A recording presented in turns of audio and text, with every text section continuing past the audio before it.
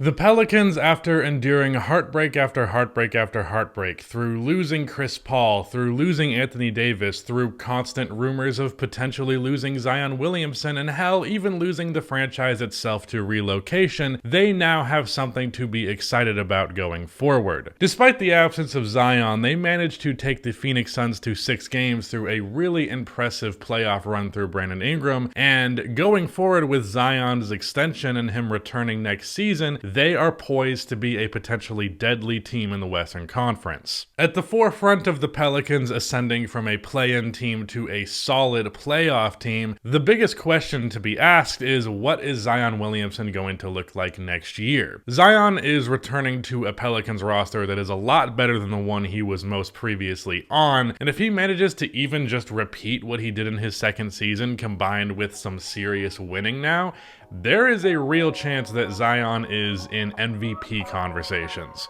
Let's talk about it.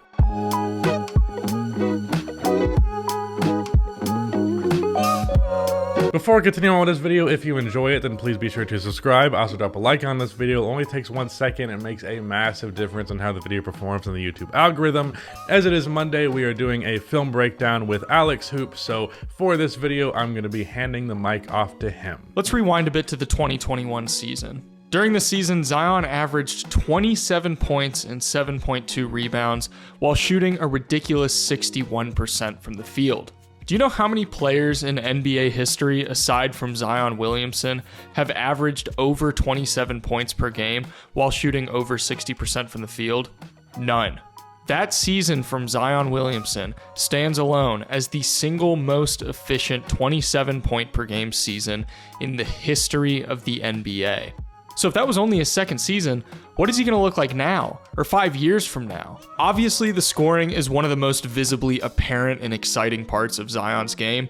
We know what he's capable of. He's one of the most dominant interior scorers we've ever seen.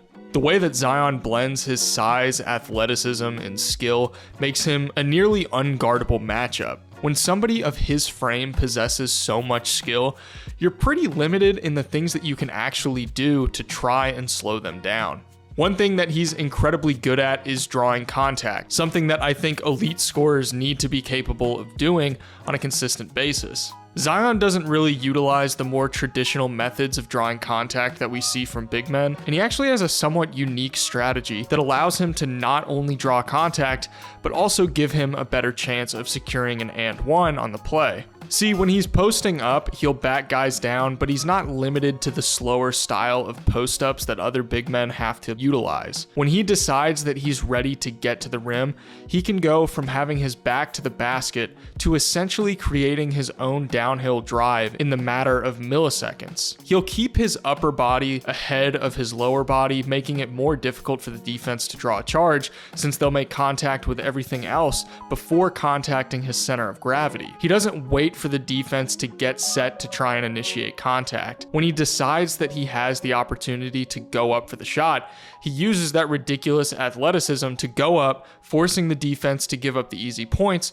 or foul him to try and make him earn the points at the line. One thing worth pointing out as it relates to drawing contact is that he's still not the ideal free throw shooter. He was hovering around 70% in 2021, which is passable, but I still think he's going to improve that over time and make his ability to draw contact and get to the line even more deadly. The idea that 27 points per game is Zion's baseline and that came in just his second season truly is perplexing, and those skeptics among us might doubt that he can repeat it, but personally, not only am I confident he can repeat it, but I think he'll do even better. But in order to win MVP, as we're loosely suggesting could really happen, you need to do more than just score the ball, and the all-around game is where Zion has struggled in the NBA thus far, but one area that really could be maximized that he is pretty good with is his playmaking. Given that the Pelicans are likely going to be splitting a lot of their playmaking responsibilities between Zion, Brandon Ingram, and CJ McCollum, it's worth asking, what would a point guard Zion look like? We got to see glimpses of it back in 2020, and the potential was very, very clear. Zion averaged 0.99 points per possession as the pick and roll ball handler in 2021. For some context, that's the 6th best efficiency as a pick and roll ball handler among all forwards in the entire NBA. From a scoring perspective, having him operate as a pick and roll ball handler is extremely effective for a couple of reasons. One, it allows him to build up a head of steam, which is where Zion is able to be so effective when he's able to get going downhill. As you can see, when he gets going towards the basket, the defense becomes frantic and Zion has the ability to change directions on a dime. With defenses often being forced to backpedal on his drives, these sometimes subtle changes in direction can generate a ridiculous amount of space for him to score. He's also very adept at using his teammates' screens as ways to pull the defense out of the paint, as we'll see here.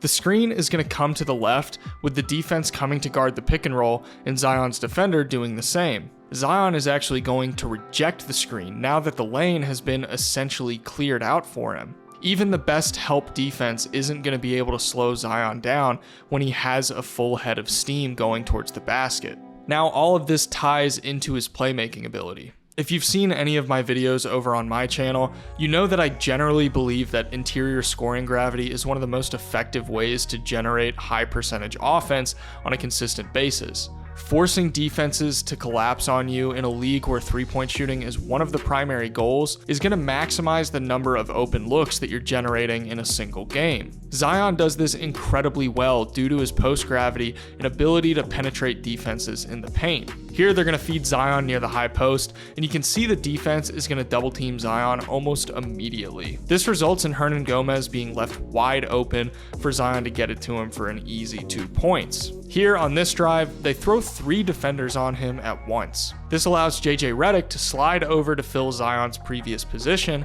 and Zion kicks it out to him for a catch and shoot 3. Another advantage that New Orleans has now over years prior is how effective of a team they are when it comes to cutting.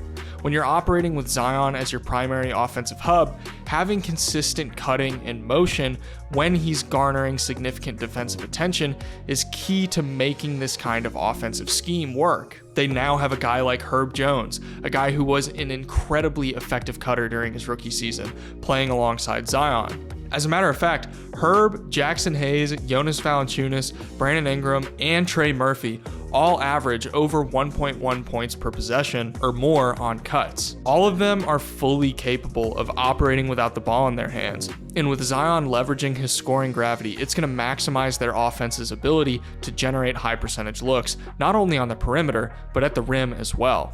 Now, it's worth talking about what the Pelicans' defense is going to look like because they were already one of the worst half-court defenses in the league last year, and adding Zion Williamson is not necessarily going to help that. They have great defenders like Herb Jones and some pretty damn good ones like Jose Alvarado and Larry Nance Jr., but adding Zion to the equation, I'm not really sure what their defense could look like, so here's Alex to talk about it. So, while the Pelicans looked pretty abysmal prior to the All-Star break, holding the 9th worst defense in the NBA with a defensive rating of 111.7, after the All-Star break, and of course after the trade deadline, they had the 9th best defense in the entire NBA with a defensive rating of 112.7. Their defense was largely unchanged in terms of their defensive rating, only a 1-point difference, yet they went from a bottom 10 defense to a top 10 defense over the course of the season. The league average defensive rating for 2022 was 112. So with their 9th best defense post All-Star break of 112.7, they were pretty on par with league average defense for the entirety of the season. The concerns that some people have about their defense are warranted. Do they need to improve as a team on the defensive end? Absolutely. But the idea that there's some horrendous defense isn't exactly accurate. There's certainly work to be done, but they have a better foundation to build off of and don't have quite as far to go on the defensive end as the narrative might suggest. So what does this all mean for Zion Williamson? Well, presuming that he manages to put up the monster numbers that he has thus far in his career, and the Pelicans end up being a pretty damn good NBA team, combining those two factors, how would Zion not be, at the very least, in MVP conversations? If you put up some of the most impressive stats in the league, and you're the leader of one of the best teams in the league, you're bound to at least have talks about the MVP award. New Orleans is fully capable of securing a top 6 seed in the West, but it's tough to tell what their ceiling is since we don't really know yet what version of Zion Williamson they're getting back. Is it going to be 2021 Zion? Is it going to be an even better Zion than we've ever seen? Is he going to have to take a step back as he recovers from his injuries? But if he has another 27 plus point per game season, paired with 7 or 8 rebounds and 5 or 6 assists, and the Pelicans are pushing for a top 4 seed throughout the entire season, you can bet money that he's going to find himself frequently in the MVP debate next year. If you guys enjoyed this video, be sure to subscribe to Rusty's channel, and if you want to see more content like this, you can click the link in the description to check out my channel as well. Thank you guys for watching, and we'll see you in the next one.